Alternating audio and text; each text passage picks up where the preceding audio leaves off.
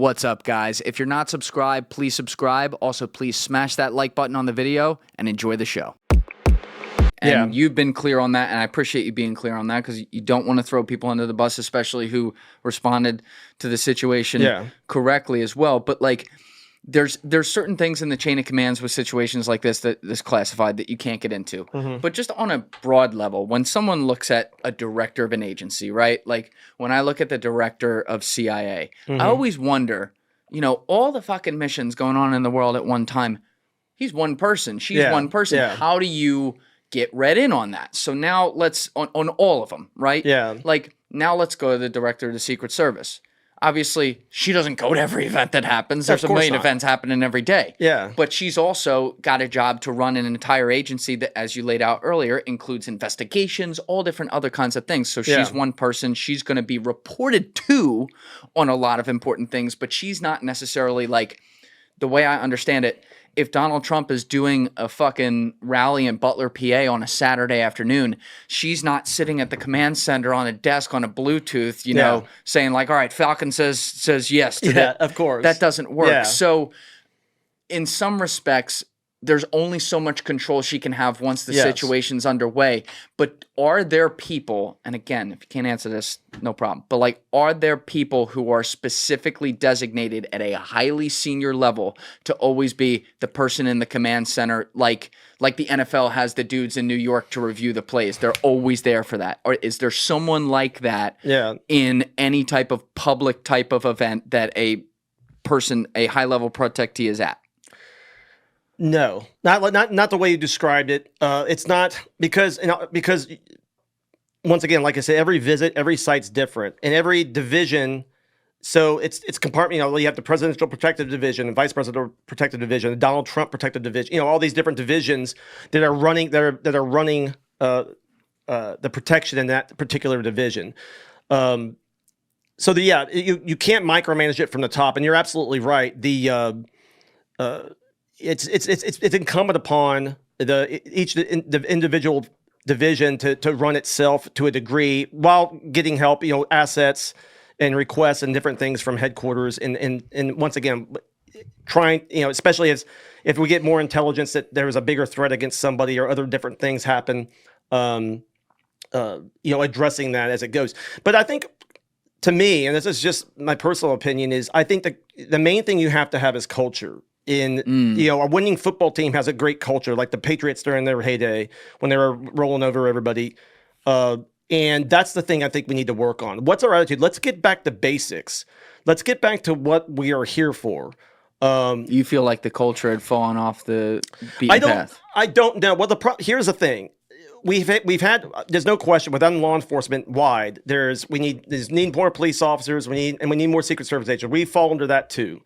And we have a different, because of the demands of the job, it's harder to retain people here. It's just a fact. And it's always been that way. Attrition's always an issue because it's just a fucking demanding job. And I'm not breaking any news here. But when I say culture, I don't think the culture, I mean, you've seen the whistleblowers and stuff like that. I'm not a by the way, I'm not one of the fucking whistleblowers. Let's make that fucking clear. But you've seen the whistleblowers and people talk about, shit, look at that, your fucking shit-eating grin. You see the people talking about some of the issues they see within the service. I personally don't think it's like what some of them say, but that's how you fix things. It's like, let's focus on what matters. Let's focus on protection. Let's focus on creating and training the best agents we can have. And let's refocus our attention on that. And make sure that, and do what we can. Because I think as far as like getting more agents and getting our workforce bolstered, but with numbers, what that does is also alleviates the pressure on the agents, because the less agent, you know, the job has to get done.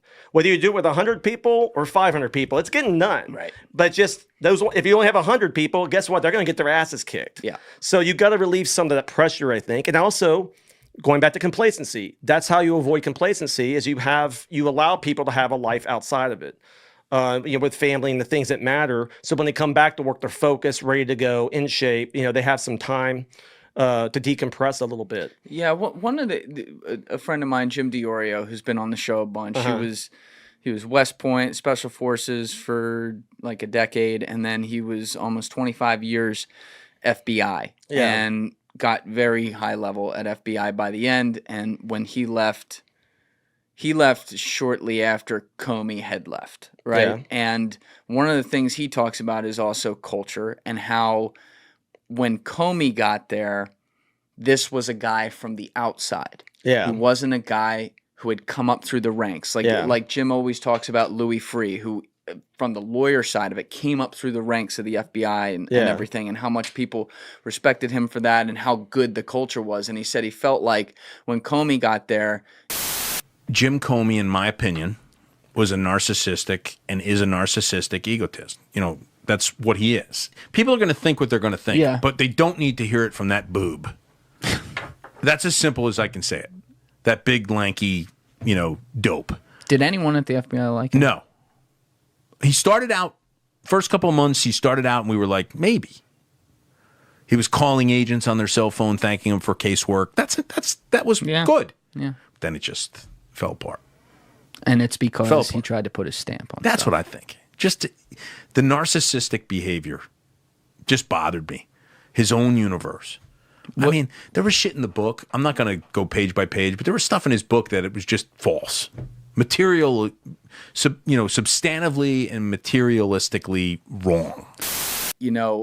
He almost wasn't in a good position for success because he had come from, the Justice Department and stuff. He came from outside the agency. How important do you think it is to get someone who's really like kind of, maybe someone like you who's been in the agency for years and years and years and understands, worked at the lowest levels all the way up to the highest levels of What's interesting is every director, and we used to call them chiefs, I think, before the 1950s, but every Secret Service director has, except for one, General Alice, who was appointed by John Kelly.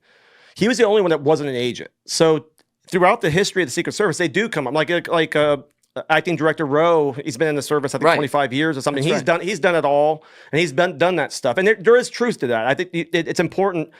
I think Director Alice did a great job, he is a great leader because he came from the Marine Corps and he was a great leader as well. But I think that's important because it does lend credibility to it because they've stood post. They've done all the shit work that the rest of us, the unglamorous stuff, not the cool stuff, but the stuff that people don't see.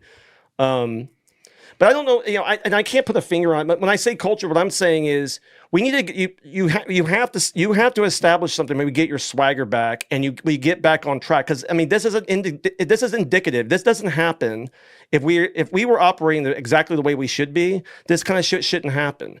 So it did happen. So I don't know how to address it. I mean, to be honest with you, that's why I would be a terrible director. Well, to be clear, I'm asking this question because now there's so much anger at the Secret Service. There's only an acting director right now, and there's going to be a change here. And what I'm wondering is if, because everyone in the government from both sides of the aisle is pissed off, they're going to get someone, not that the culture doesn't need improvement right now, obviously it does, but they're going to get someone, bring in some military guy or something and maybe actually not solve the problem because it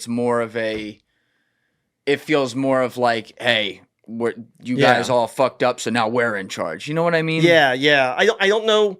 Yeah, that's way above my pay grade. Thank you for watching the video, guys. If you haven't already subscribed, please smash that subscribe button and check out this clip's full podcast episode by clicking here or in the description below.